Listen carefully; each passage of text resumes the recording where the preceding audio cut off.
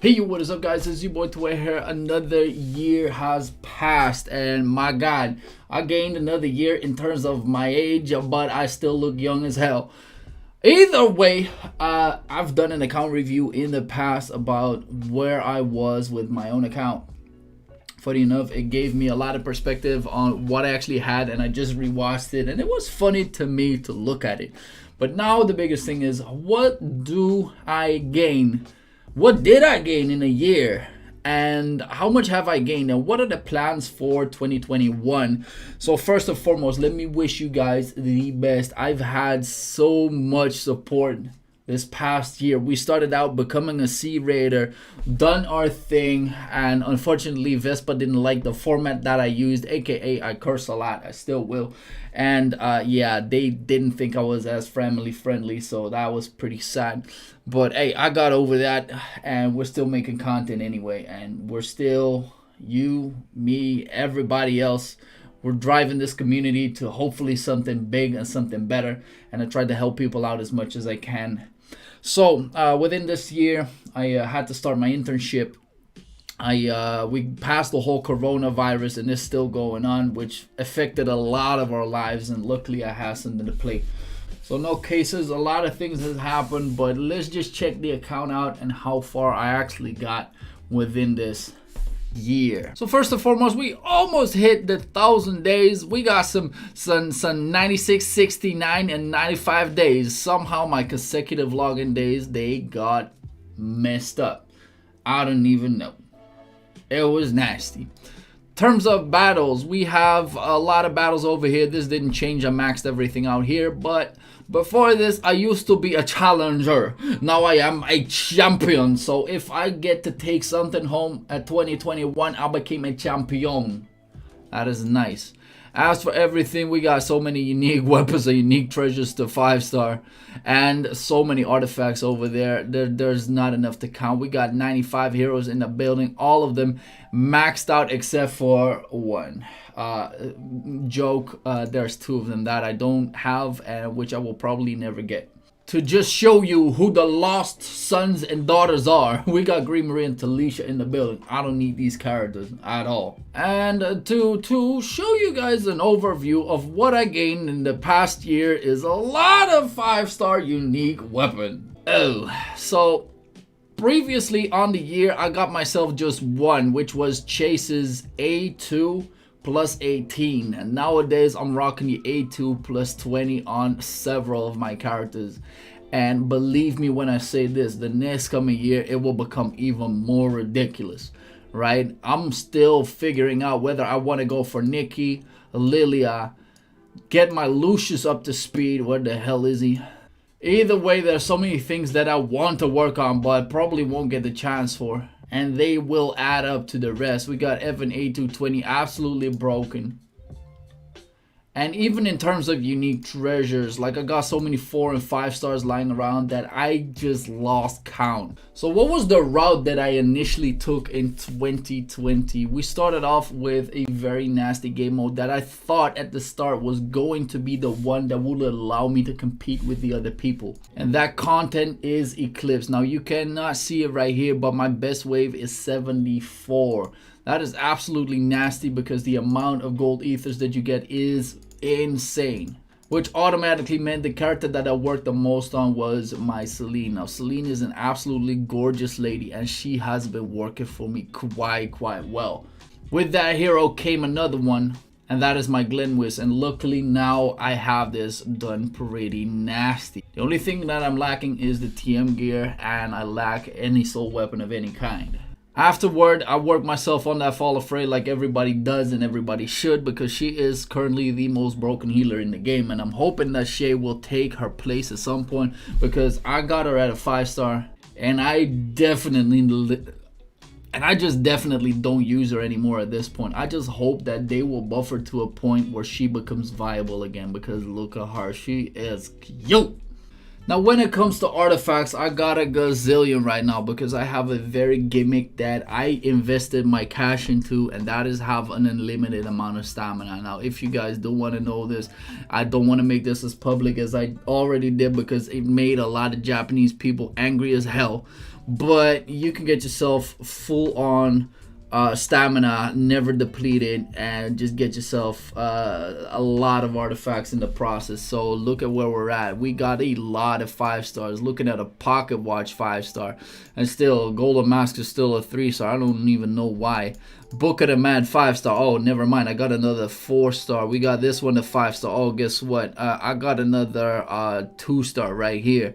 Like, we got so many artifacts in this game, and luckily this week we actually hit this one after 4 months of messing around. Abyssal Crown to a 5-star, which automatically means the following: that I can start upgrading the Heart of the Abyss to get more damage in Eclipse. Obviously, Hybrid Book of Animals maxed out. We got all this good stuff. Obviously a pay to win. If people still ask at this point, you guys are just mad salty about the things that I got. Of course I put money in this game, and from the looks of it, I might not do it once again, but hey, if there's anything good coming out, I don't even think about spending a little bit more cash, because this treasure hunt capsule, I would like to upgrade this one.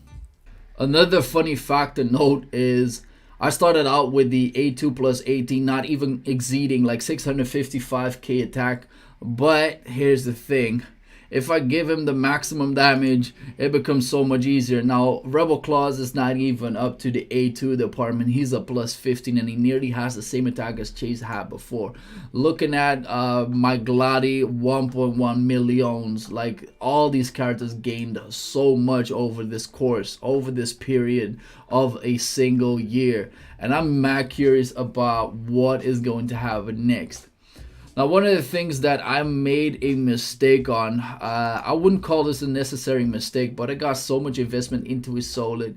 Got 45k rubies pulled into her. Got a nice outfit that, for all reasons, it looks worse than the original one, but it at least shows that I got some investment in this game. But this 4-star was definitely not worth it. And after that came a few other heroes, Greenery being one of them, that were overhyped but actually not that great. So if I would have to point anything out to the players right now, don't get lost in the hype of the new characters. Make sure to wait several days until the new thing comes out, so you just don't get your whole investments into one hero that you don't even like after all. That is the one that you guys can take home. Now, as Kasavi is asking me, can you pull your thought process through your PvP team? Let's get it popping. So whenever I ran my team in 2019, I got myself Yuno for this one. But the reason why I stopped using her was because her heal could get dispelled, and there was so much bursting potential that could kill me. It would take so much investment for her to do the healing that I was required. So after some time, I started using Evan because he has a big and nice shield that allowed me to survive early game bursts, and he was able to do just about anything. Started out with my Loman. What I did is I wanted him on enough CC resistance so he would never get crowd controlled. And that worked to some degree, but I still find myself getting CC'd over time every single time. So still at this point, I wonder whether this was the best choice ever. The reason why I took this one around is because after the shield, I found himself being very useless, not being able to debuff or actually use his unique weapon to a certain degree, and the same went on for his soul weapon. Back then, we had the meta of long fights, but after more buffs got introduced, while more people got themselves A220 soul weapons, we had a dire need for otherworldly helm. This would allow people that normally got bursted, gave a little bit of seconds in terms of PvP, but this was decent but not game breaking to some degree. Some characters that were completely meta turned upside down. Think about Scarlet, that became totally mediocre overnight by just having this simple artifact to a 0 or even a 1-star. Imagine this thing being even higher than that. So that is one of the major changes that I made, as well as thinking, oh, if I got the dude to plus 15, he doesn't die anyway. So P toughness, M toughness, not quite necessary, because if he's the only one standing and the rest of my team is dead, it might be better for me to get more MP per attack. So I changed that one around along the way. As for my chase got a major overhaul even in the last week. Now with the TM gear, it is very sickening to have a character that can heal himself by dodging, and having chase on a nasty amount of recovery will increase the rate of the healing as well. Now that you have a built-in Apple of the Goddess into your armor, that allows you to do another artifact, and I took by recommendation the Judgment of a Light Bracelet. This means that chase will hit everybody that had any type of dodge, and this makes it so that chase will get to survive a little bit as well. Now back when the whole meta started, all I had was a lot of HP, some attack, enough crit rate to get myself to maximum, more penetration than I probably needed, some accuracy to make sure that I get the hits in that I wanted, and a little bit of MP recovery per attack. This allowed my chase to survive most of the nastiest compositions in the EU meta. However, when I start fighting into League of Honor, we had several issues. One of them were dodge comps, nastier things like Sonya's, and I found my chase unable to beat many of these characters, so I had to change it for the better. So that is where I got the TM gear. And now you might ask, like, why on earth, if you had that much HP, are you going any lower than this? Because, well, I got the bracelet for one. This one had the dodge heal, first one of it. And I thought to myself, oh, this is actually bad. I wanted to have a ring. But in the end, I thought to myself, I actually PvP'd before with a bracelet, and for one other reason. The offensive guard, which increases my attack by half of my P defense, so the more P defense that I have, the better it is.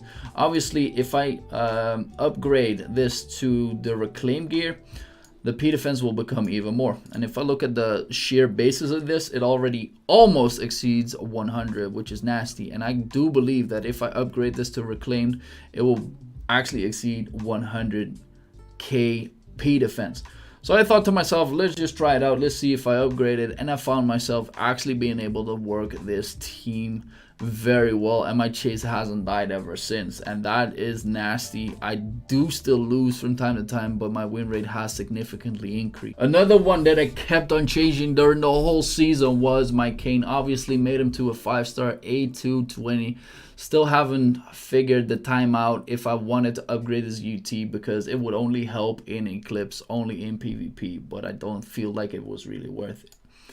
Now, with the addition of one character that I don't like, that is DOK, it didn't allow my Kane to do what I wanted it to do. I needed a Lowman that could insta-shield himself, but if you put a Soul Spring Water on the dude, he will get other defects. So I used to have him on the Christmas Star ornament, but then found myself later that it doesn't work. So what I did, I put a 5-star Soul Spring Water on the dude. This way I could be faster than any Cassandra, faster than any Leo, and faster than any DOK. So the DOKs that open up with the straight S1 will not hit my Kane. Why? Because you lock yourself into place with Kane S1, which will then actually dispel my Lowman, because it either goes on my chase or my Lowman at the same time. And it will dispel those two characters, which will then allow my Kane to move freely. This is one of the nastiest additions that I made to the team, and a 5-star Soul Spring Water definitely added to this. I haven't found any Cassandras that are faster than this. So yes, absolutely amazing addition. And last but not least, we got myself Evan, and this dude is still rocking the normal hero protection set. I changed up the P defense bracelet for a single reason. If you don't go for bracelet and just go for ring, that is still a great addition. But the problem is the basic physical defense is super low, and that can be said because the protection robe is literally about half of what the other items are.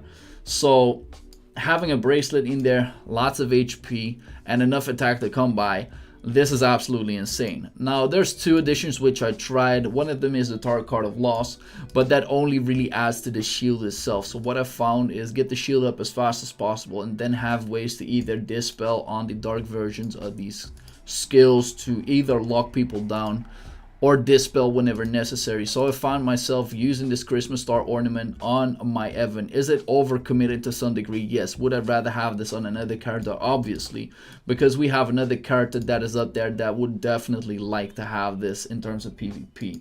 So a lot of them has changed, and the question is, am I still going to change this up? Depending on the meta, depending on which characters I'm going to aim this for, and depending on who I'm going to inject into these teams, it will change for the better, because adaptability is one of the best things that you have. Luckily, I got a few people on my stream that definitely give me the kick in the ass to say like, dude, stop using this shit. This shit is useless. Try something else.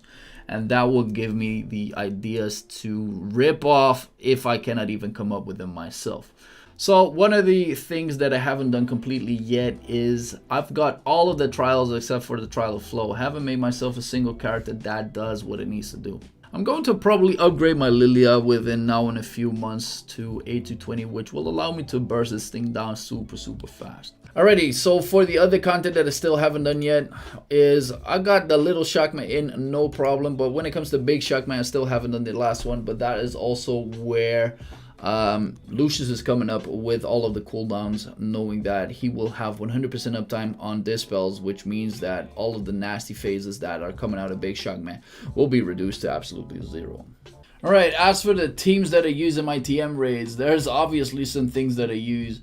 One of them is actually Rebel Claws, because Rebel Claws will allow all of my people to will do a lot of physical damage onto that. But the question is, obviously, if I use myself a Gladi and if I use myself a Celine, does that really help me all that much in terms of damage? But I believe, or tend to believe, that it does. One of the reasons why this team can survive and the gear is not on there is because of the T5 Dark on Loman in combination with Elias on a A1+10. This will allow me to get as much attack, which will then transfer into magical defense. The magical defense will then transfer the Loman, T5 Dark procs, and will transfer part of the magical defense down to the rest of the team. Insane survivability and just nasty overall. For Siegfried, I've been going back and forth on the teams that I use for this guy. Now the team that I use for Siegfried is the Lucius team. Now because Lucius has a ridiculous amount of cooldown reduction, I get to use Lucius as 2 permanently, which is really crazy. I actually used to use my Evan instead, but even at 8-20 I found myself at stage 6 to not be consistent. And if you guys want to see any of these runs, put it down into the comments and I'll make a video about that. As for the Ocelon raid, I've been able to do 6 with this single team, but not consistent. The only problem that I face right here is the fact that my Nyx is not high up at +15. If I do want to change this up, I would actually get my Celine out and try and go for a bigger Zephyr, because both my Gladi and my Rebel Claws can actually deal enough damage to the boss itself, and that will allow me to clear 6 as well. Alright guys, while I'm having this crash, let me just thank you guys once again so much for the year. Hope you guys enjoyed the video. If you think I just made some mistakes here and there, or if you want me to show anything else, put it down into the comments. Let me know. If you like this, make sure to like and sub, and I'll see you guys in the next one. Peace.